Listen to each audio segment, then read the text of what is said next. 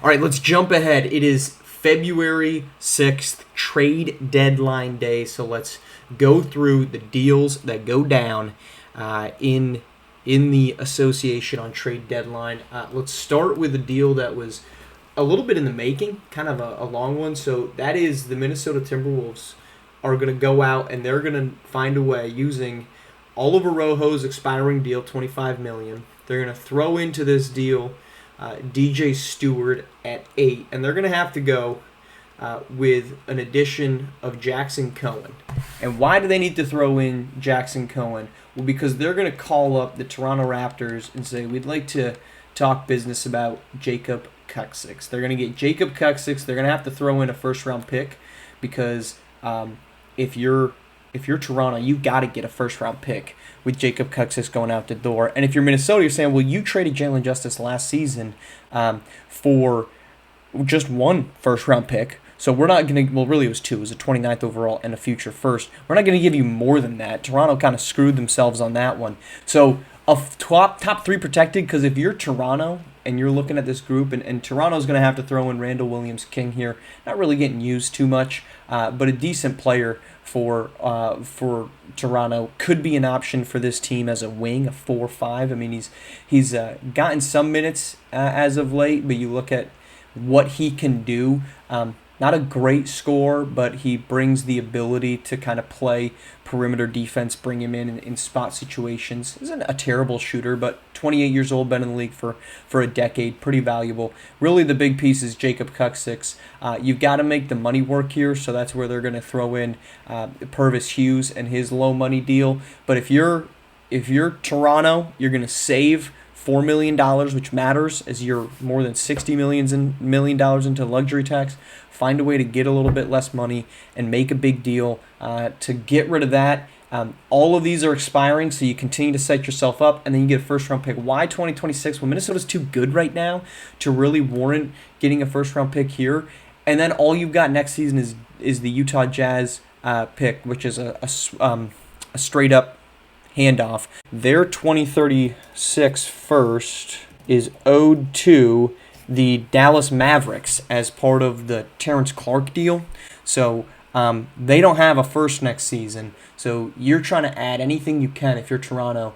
And a first-round pick from Minnesota next year, hey, maybe you could use Jazz and the Wolves pick. You combine those two and you move up and get something. But there's your first major play, the major domino of the offseason, and that is Minnesota acquiring Jacob Kuksik, a former All-Star, to be their new starting point guard. So what does that look like for this Minnesota squad? You've got Jacob Kuksik at the 5, Gabriel Ruffin, who's filling in for the injured Malcolm Knight at the 2. You've got to be Zojale, who's really playing well.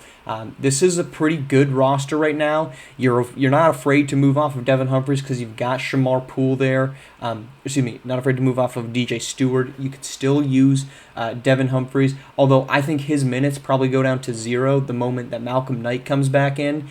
Worth watching, though, Anton Okoro, their first-round pick. I know it says undrafted. Don't listen to it. I think he's a pretty good piece right now. Rookie, 20 years old. They're not playing him at all. Good defender, awesome athlete, really high ceiling. Not getting minutes. It's interesting to see and worth keeping an eye on. Is that a potential dispute in the long run between the rookie? He was a pretty high draft pick for this team. He went the number 13 overall pick for Minnesota last season. He's not playing as they're kind of playing above their coverage. Good basketball player, not able to crack the rotation because you've got, Michael Cooper, Gabriel Ruffin, Darian Hairston, all as wings. Marcus Workman fills in there, Melvin Pierce, and then, like I said, you've got Malcolm Knight normally. So it's a crowded wing rotation, and he hasn't been able to break into it. So that's deal number 1. Deal number 2 is going to involve the Washington Wizards making a deal. They're trying to move off of Franklin Knox.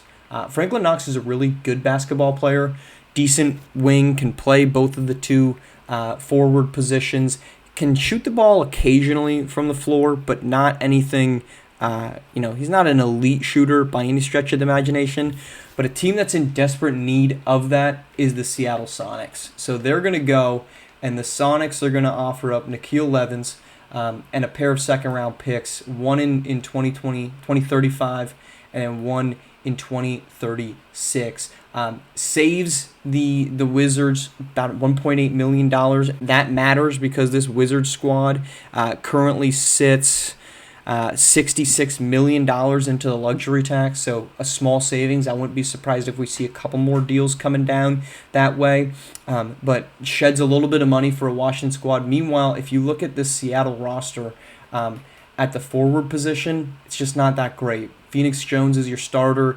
Lamar Gibbs playing as your backup. You can play Mao Chong Lu at the 4 if you wanted to, bigger wing. So this addition, I think, gives them a nice option at the 4, and you don't have to give up much. You're giving up Levens, who isn't playing for this group, just has not been seeing the floor too much all season long.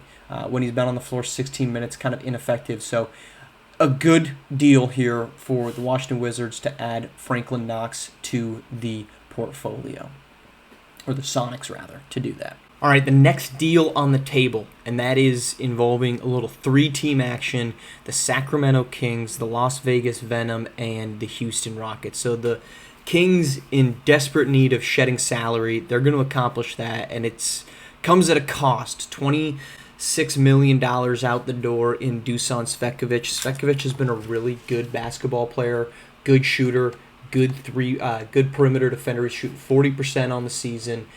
He's been really good as this external 4th, 5th option behind Tyrese Alston, Jason Sanders, and Parker Pollard.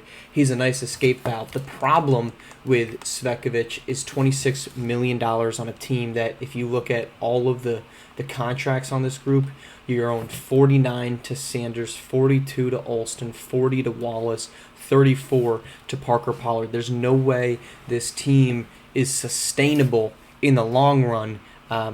It's tough. You're contending for a championship, but you've got to do something. So what do? They're going to send Dusan Svetkovic to the Houston Rockets. They're going to flip Rashid Richardson to the Las Vegas Venom. They're attaching some seconds to make this happen because everything coming back is an expiring deal.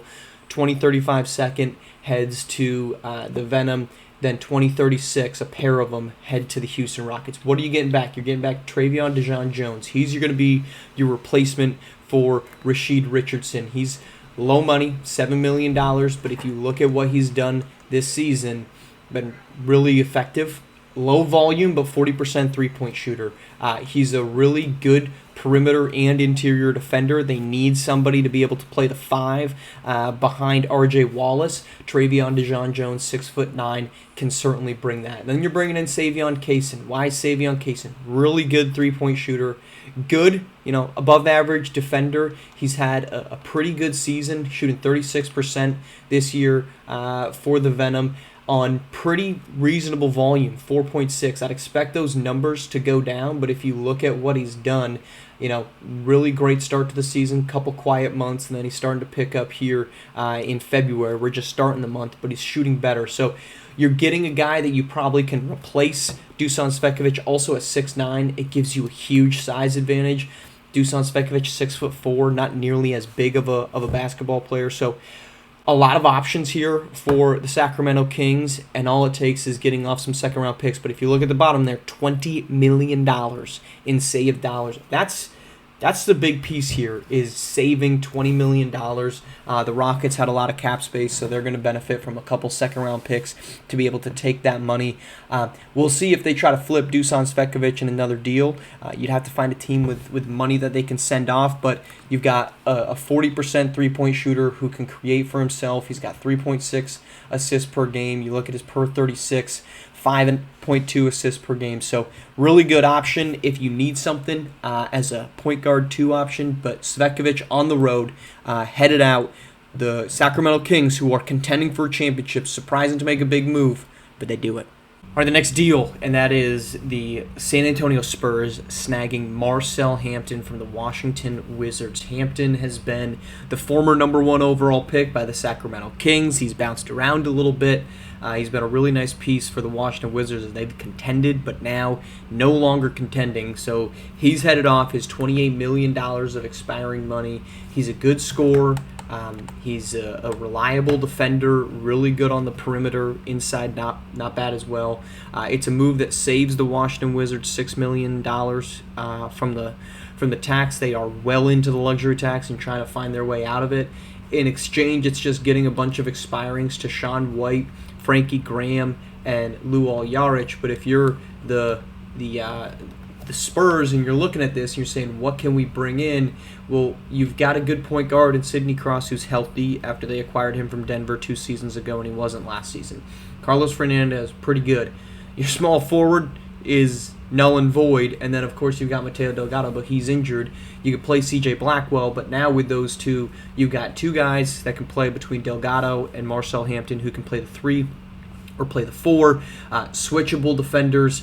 They can hold their own inside. Mateo Delgado especially, he's probably one of the best forwards to play next to in the entire league. Just a really, really talented forward for the Spurs, who, remind you, he was drafted by the Washington Wizards, came over in the Cole Anthony trade that sent Sasha Kasparov to the Washington Wizards along with Cole Anthony, and it sent back Mateo Delgado. Or excuse me, it sent Cole Anthony from the Spurs away in the same summer that Sasha Kasparov was dealt. Mateo Delgado coming over. So a big pickup here for the Spurs to add a nice forward, mid-range king, kind of a DeMar DeRozan type of scoring portfolio, but a really nice option here for the San Antonio Spurs as they try to contend in the Western Conference. Outfit change. A couple other deals, though, to recap. The first one coming at us from Milwaukee and New Orleans as the Bucks get Cameron Kabongo, a big needed add for them, a team that's missing some forwards. They're trying to add in some pieces, allows Jules Petrus to return to the 5. So Cameron Kabongo, big piece of that Oklahoma City Thunder team that made a push to the NBA Finals a couple seasons ago. He is headed to the Milwaukee Bucks. Anthony Drakos and a second-round pick. Point guard not really in need right now for the Milwaukee Bucks. And then the Pelicans make another move, and they move Alfonso Harrell to the Phoenix Suns for Jaden Springer and a future second. The Suns trying to add some defense. It's a really good offensive team with Jacoby Cleaves, with Cade Cunningham, and with Anthony Edwards, who's had a really nice season this year for the Suns. But they lack defensive versatility. Lawrence Marcotte is a perfectly fine big man, but they just don't have guys off the bench that can defend bigger players. Alfonso Harrell, the starting center for a Golden State Warriors championship team, heads away from New Orleans. He ends up in Phoenix.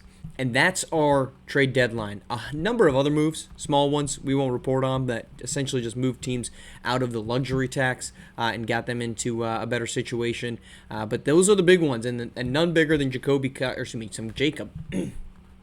But those are the big ones, and none bigger than Jacob Kuksix headed to the Minnesota Timberwolves. They get a proven point guard, a proven number 2 scorer that they can put into their lineup, that they can put next to a Bezo Ojale. It's a big swing, but it's a swing that's a necessary one for Minnesota. They can see that there's a pathway, obviously. Now, do I think it's going to pay off?